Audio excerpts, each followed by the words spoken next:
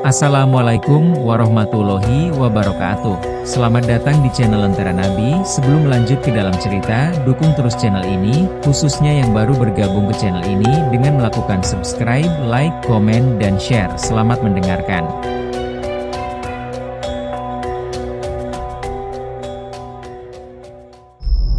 Dalam catatan kuno, banyak diilustrasikan terjadinya peristiwa banjir hebat. Di antaranya disebutkan dalam Babat Tanah Jawa. Di situ digambarkan adanya banjir hebat yang menyebabkan Kepulauan Nusantara, yang waktu itu masih menyatu dengan daratan Asia dan Australia, terputus dari kedua daratan itu, termasuk lepas dari Malaka. Gambaran serupa didapat dalam sejarah Sumeria, legenda-legenda Yunani, Shatpatra, epik Mahabharata, cerita-cerita Cina, dan beberapa legenda di Wales, di British Isles, di dalam Nordic Edda, dalam legenda Lituana, dan lain-lain. Dalam hal ini, terjadi perdebatan di antara pakar-pakar sejarawan, apakah banjir ini bersifat global atau regional? Dari kedua kemungkinan ini, yang menjadi pendapat umum, berdasarkan bukti-bukti arkeolog yang mengarahkan bahwa lokasi banjir itu terbatas pada daratan Mesopotamia, maka, kemungkinan banjir itu bersifat regional dan penduduk bumi masih terbatas di kawasan tersebut, dan sekitarnya di kawasan Sungai Tigris dan Eufrat.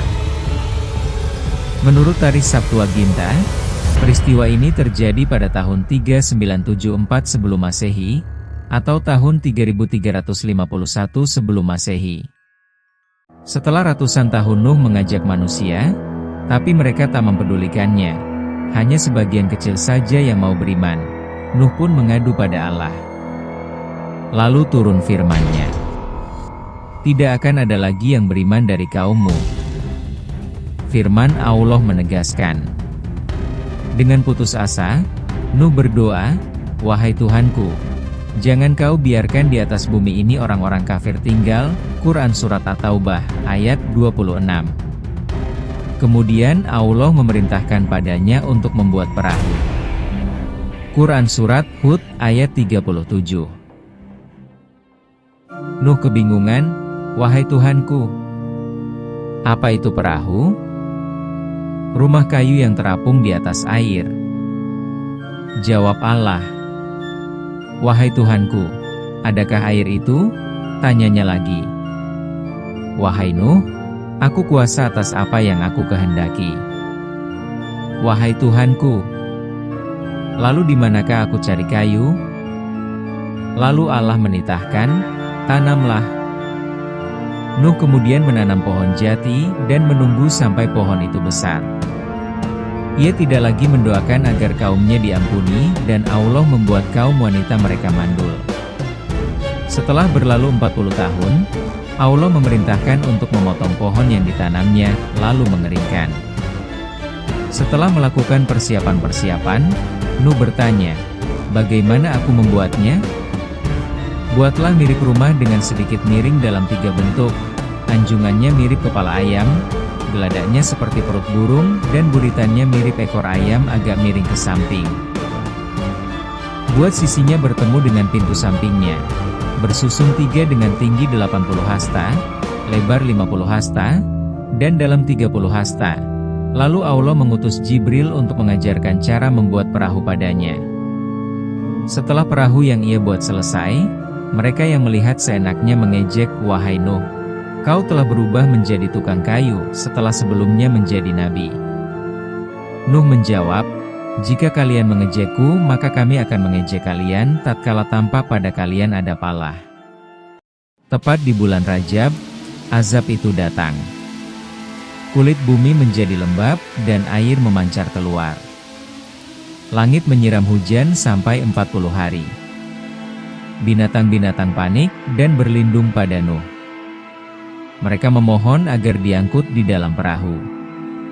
Nuh bergegas mengumpulkan sepasang demi sepasang spesies binatang, yang diperintahkan Allah untuk diangkut. Ia juga membawa jasad Adam, yang diletakkan membujur untuk memisah laki-laki dan perempuan. Salah satu istrinya, Wailah, dan anaknya, Kan'an menolak untuk ikut dengan dalih akan berlindung di gunung saja. Istri Nuh ada dua. Versi lain, yang tidak beriman bernama Waikah. Satu riwayat juga menjelaskan bahwa Kan'an adalah anak bawaan Waikah, bukan anak Nuh. Kan'an memilih untuk naik gunung dan berlindung di dalam gua. Ia tutup semua celah gua sampai ia terkubur di dalamnya. Ahmad Ash-Shawi Al-Maliki. Kan'an ini bukanlah Kan'an moyang bangsa Kan'an yang menjadi putra Ham ibnu Nuh. Versi lain menyebut, namanya bukan Kan'an, tapi Yama riwayat dari Ibnu Asir at-Tunisi. Bahtera telah siap diisi. Geladak bawah diisi jenis binatang buas dan segala yang merayap, geladak tengah untuk manusia, dan atas untuk jenis unggas-unggas yang terbang di udara. Jumlah orang yang menaiki perahu ada 40 pasang. Pendapat lain cuma 9 orang. Ahmad Ash-Shawi Al-Maliki, adapun binatang yang dinaikkan pertama kali adalah semut, riwayat Ibnu Abbas angsa, dan yang terakhir himar. Ketika himar hendak naik, ia tidak bisa mengangkat tempongnya, sebab iblis berpegangan pada ekornya. Lalu Nuh berkata, "Masuklah, meskipun setan bersamamu." Lalu ia masuk, dan setan membokong dari belakang. Ular dan kalajengking juga memohon pada Nuh untuk ikut. Nuh menolak. Lalu mereka berikrar, "Muatlah kami, maka kami tidak akan menyakiti orang yang menyebut namamu." Nuh kemudian memuatnya. Jadi, untuk menangkal gangguan kedua binatang ini, bisa dibacakan ayat 79 surat As-Saffat. Ahmad Ash-Shawi Al-Maliki dan Ibnu Asir at-Tunisi. Naiklah dengan menyebut asma Allah, yang menjalankan perahu ini dan melepaskannya. Perintah Nuh. Air terus menggenangi permukaan bumi dan hujan turun dengan lebatnya, sehingga daratan menjelma samudra bebas dengan air yang panas. Luapan yang tinggi sampai menenggelamkan gunung. Yang tidak ikut bahtera musnah, kecuali Auj ibnu, anak, binti Adam, seorang manusia raksasa. Ibunya, anak adalah wanita keji, pelaku sihir, dan memperlihatkan kedurhakaannya. Wanita ini lalu melahirkan anak raksasa, Auj. Auj tidak tenggelam oleh banjir, bahkan air tidak mencapai setengah badannya yang mencapai ketinggian 333,3 hasta. Ia ibarat gunung besar di padang pasir Mesir.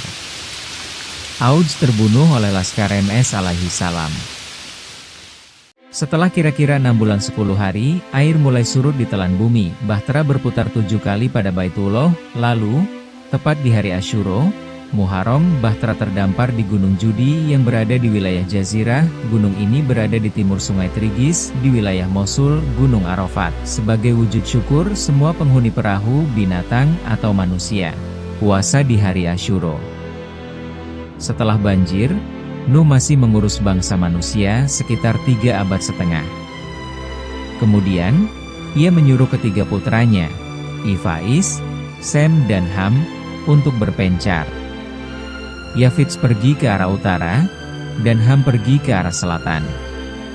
Sedangkan Sem, menetap di Baitul Maqdis, untuk meneruskan garis kenabian, dan mengurus wilayah Syam.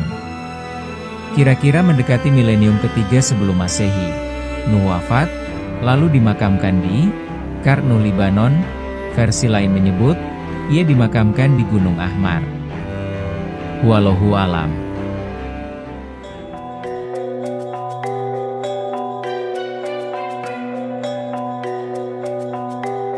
Cerita selanjutnya akan segera tayang di part 6, maka dari itu, pantau terus channel Lentera Nabi. Wassalamualaikum warahmatullahi wabarakatuh, selamat beristirahat.